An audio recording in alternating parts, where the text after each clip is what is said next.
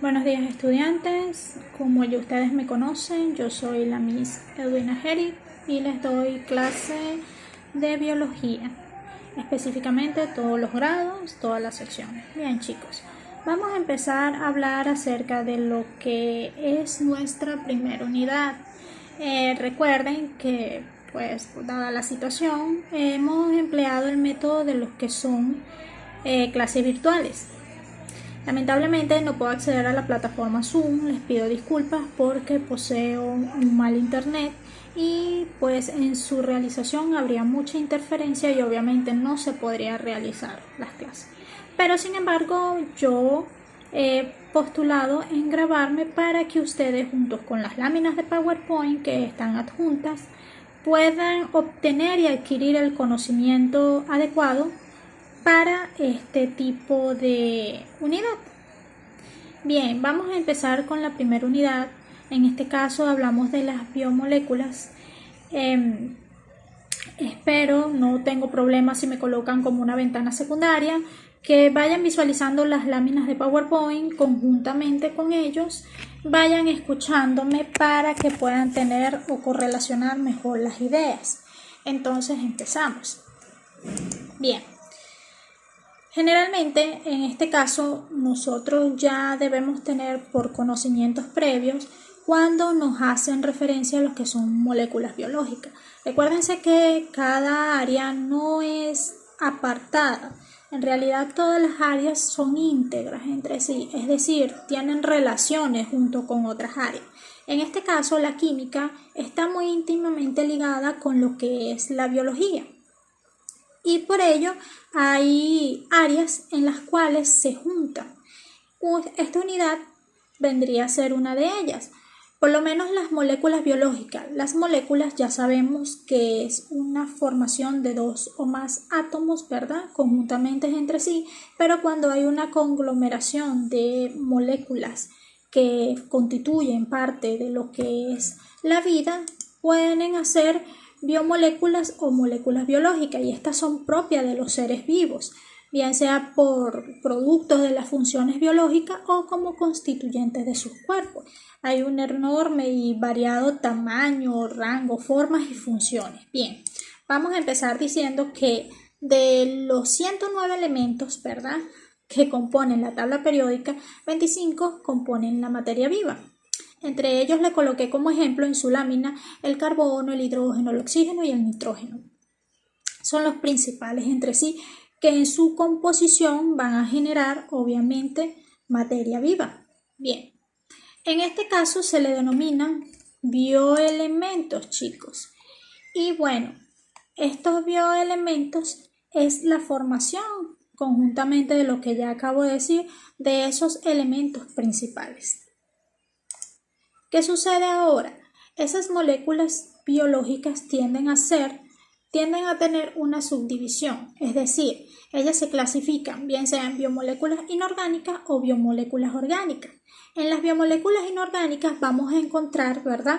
Esto es a manera general, ya vamos a ir viendo por ellas cada una por separado. Entre las biomoléculas inorgánicas, como pueden ver en sus láminas, encontramos las bases, los ácidos, las sales y el más importante de todos, que es el agua, ¿verdad? Entonces ya sabemos de ella. Empezamos también con las biomoléculas orgánicas. En las biomoléculas orgánicas se encuentran los principales grupos que estoy definiendo allí, como el carbohidrato, los lípidos, las proteínas, los ácidos grasos o los ácidos nucleicos, o los nucleótidos. Vamos a empezar por las biomoléculas inorgánicas, específicamente el agua. El agua es considerado la biomolécula inorgánica más importante de la Tierra. ¿Por qué? Porque es esencial para la vida. Recuerden que el agua es un líquido que también puede a su vez estar presente en otras formas, bien sea gaseoso y sólido, cabe destacar para tenerlo claro por allí, pero en su forma líquida compone muchos sistemas y muchos medios acuosos para la supervivencia. Por ejemplo, la célula necesita de un medio acuoso. Nuestro cuerpo está formado generalmente por 70% de agua. El planeta Tierra en el agua abunda una gran cantidad de vida marina y el agua es insustituible para nosotros. Nosotros no tenemos otro líquido de la cual si el agua se acaba podemos ingerirlo. No tenemos. Entonces hay que tener en cuenta que el agua no es infinita, es finita y es un recurso que no es renovable. Entonces hay que cuidarla.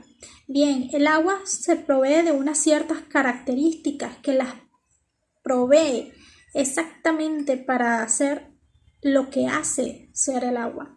El agua no existe hasta los momentos en otros planetas, entonces ellas tienen propiedades únicas. Generalmente tiene una formación angular, su fórmula química es H2O y ella se enlaza por medio de puentes de hidrógeno, es decir, que son fuerzas atractivas, ¿verdad? Debido a los dipolos que forman, ya esto es algo ya más químico para tener más o menos así en concepto, y por eso es que al juntarse con otras moléculas mediante esos enlaces de hidrógeno forma el estado líquido del agua. Bien, estas propiedades químicas y físicas, en este caso coloqué unas que otras, por ejemplo su punto de ebullición, ella hierve a 100 grados, congelación a 0 grados, su estado, etc. Bien, ahora pasemos con los ácidos y bases. En este caso, recuerden que existen otros elementos, ¿verdad? Por ejemplo, en la parte biológica serían las enzimas, ¿verdad? Estas enzimas son sustancias que facilitan las reacciones químicas para los seres vivos. ¿Y qué va a pasar? Allí es donde entra la función de los ácidos, porque ellas necesitan un medio de concentración, bien sea ácido o base, para lo que son los fluidos vitales. Ahí observamos la tabla de lo que es de pH, la tabla de acidez o basicidad, donde podemos obtener ejemplos. Por ejemplo, la saliva tiene un pH ligeramente ácido de 6. Igualmente, a su vez, el polvo de hornear es un pH ligeramente alcalino, ligeramente básico en este caso, disculpen, un pH de 9. Entonces, qué interesante todo esto, porque a lo mejor son cosas cotidianas y no las teníamos en cuenta. Por ejemplo, el jugo de tomate es de pH 4, bastante ácido, pues igual que lo que es el jugo de limón, pH 2. Los jugos gástricos, que son los que disuelven nuestra comida, imagínense, son aproximadamente de un pH 1. Entonces, por eso es que generalmente se forman las gastritis, porque al no tener nada en nuestro estómago y que segregue ese ácido, nos va a ir comiendo las paredes. Entonces, todo este tipo de cosas es interesante tenerlas en cuenta y observarlas, porque son de conocimiento y de cultura general. Las sales también cumplen unas funciones específicas y de gran importancia. ¿Por qué? Porque ellas a su vez van a formar parte de nuestro cuerpo, una parte estructural. Por ejemplo, si nos descompensamos en el caso de las sales de potasio, cuando nos descompensamos se nos baja la tensión y posteriormente siempre nos dicen cómete un plátano, que eso te va a ayudar a reponer el potasio. Este tipo de cosas, este tipo de ejemplos es muy importante saberlos, porque entonces allí ya estamos observando que nuestro cuerpo también posee sales y ellas están distribuidas en nuestras partes internas. Por ejemplo, en las enzimas como cofactor enzimático también puede determinar el equilibrio en una parte de la ósmosis. Va a ser importante en el equilibrio electroquímico, la presión osmótica, etc. Bien, vamos entonces, ya por allí terminamos lo que es la parte de lo que son las biomoléculas inorgánicas. Ahora empezamos con lo que son las biomoléculas orgánicas y ya empezamos en el tema de lo que son los carbohidratos. Bien, chicos. No sé si a lo mejor tendrán un poco de conocimiento acerca de lo que es carbohidrato, pero generalmente se le hace entender, por ejemplo, los coach, los nutricionistas, ¿no? Que tienen cuando hay dieta, que estamos un poco pasaditos de peso y necesitamos tener una dieta, hay que reducir los carbohidratos. Es lo principalmente que te van a decir. ¿Pero qué son los carbohidratos? Bueno, los carbohidratos no es más, ¿verdad?, que un grupo de, en este caso, compuestos, ¿verdad?, que generalmente están formados por azúcares, ¿verdad? Dependiendo de la composición y de la posición de ciertos grupos químicos, ellas van a variar. Esto para manera general, se los coloco. Entonces, por ejemplo, por el grupo carbolilo tenemos las aldosas y las cetosas. Esto no lo vamos a tratar de profundizar mucho, pues, pero por el número de átomos de carbono tenemos las triosas, las tetrosas, las pentosas, las hexosas. Y por las unidades de sacáridos, que en este caso serían los monosacáridos, los disacáridos, los trisacáridos, los polisacáridos, poli de muchos, pues mono de uno, di de dos. Bien. Algunos ejemplos importantes de carbohidratos, que esto sí hay que tenerlo en cuenta, es por ejemplo la fructosa. La fructosa generalmente es el azúcar que se encuentra principalmente en las frutas. Tenemos la glucosa, ¿verdad? Entre la glucosa, por eso es que generalmente se le llaman los glúcidos, ¿verdad? La glucosa es un azúcar de 6 carbonos, ¿verdad? Que está presente principalmente en todas las comidas, incluyendo la pasta, aunque no se crea. Está la sacarosa, que no es más que el azúcar común, ¿verdad? Que consumimos, el azúcar blanca. Y también se encuentra la galactosa, la lactosa, que es el azúcar de la leche. Entonces ya por ahí vamos observando que la composición de las estructuras que generalmente tenemos a nuestro alrededor son interesantes, importantes y que tienen más, aportan algo más de los cuales no sabíamos. Bien, pasamos a los lípidos. Los lípidos generalmente se clasifican en lípidos simples y complejos. En realidad los lípidos, ¿verdad? Son fuentes de energía. Ellos se encuentran en diversos organismos y necesitan ser incorporados a la dieta. ¿Por qué? Porque los lípidos no lo podemos sintetizar. Recuerden que nosotros somos organismos heterótrofos, es decir, nosotros necesitamos incluir a nuestro consumo una fuente externa porque no los podemos procesar, como por ejemplo las plantas, que son autótrofas, a través de la fotosíntesis generan sus propios alimentos. Bien, entonces tenemos los lípidos simples. Esta es la manera para conocimiento, ¿verdad? Están los triacilgliceroles y la cera. Por ejemplo, la cera de las abejas es un tipo de lípido simple, aunque no se creía. En los lípidos complejos, ¿verdad? Tenemos los fosfolípidos y los glucolípidos, sin hacer tanto meollo, pues. Por ejemplo, aquí tenemos diversos tipos de lo que son ejemplos de lípidos, pero más importante aún es lo que se encuentra a nuestra derecha, es las fuentes de lípidos. Nosotros tenemos los lípidos de origen animal, vegetal, tenemos la cera, los terpenos. Miren cómo se pueden observar en lo que es el aguacate o la palta, perdón. En este caso la palta nos da un tipo de lípidos que es muy importante porque proveen omega 3, que es algo sumamente importante para el cerebro. También el cacao nos aporta una serie de grasas, el aceite de oliva y el aceite vegetal, el pescado. Bien, nosotros necesitamos los lípidos y debemos incorporarlos a nuestra dieta en un 20 o un 30%, sin exagerar. Ellos proveen reservas energéticas. También nos ayudan como función estructural y la función reguladora, ¿verdad? En este caso la hormonal, la principal.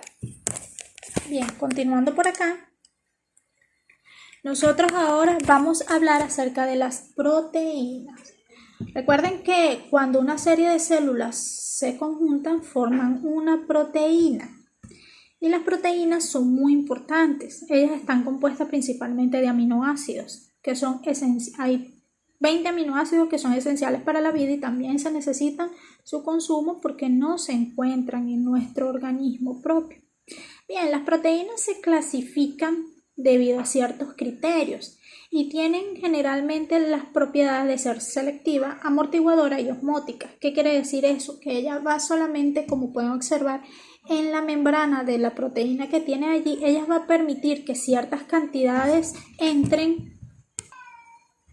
Bien, chicos, entonces, como seguíamos hablando, va a permitir entrar o salir ciertos microorganismos que ellos deseen, ciertas solubilidades, ciertos alimentos, ciertas proteínas. Ok, ellas están inmersas en lo que es la membrana, ¿verdad? De las células. Bien, Ahora también tenemos las funciones de las proteínas. Estas proteínas pueden tener una gran cantidad de funciones, como ustedes ven allí, por ejemplo, enzimática, hormonal, de reserva, de movimiento, de transporte, de regulación. Y obviamente su estructura es esa que acabo de colocar allí. Su consumo principalmente es a través de la ingesta de alimentos para poder obtenerlos. Por último, los ácidos nucleicos, ¿verdad? O los nucleótidos no son más que aquellas estructuras que ya proveen información, ¿verdad? Proveen información, ¿verdad? Por ejemplo, en nuestro código genético, en este caso son el ADN y el ARN. El ADN está formado por lo que son las 4 bases nitrogenadas: adenina, timina, citosina y guanina. Y en este caso el ARN está formado por la adenina,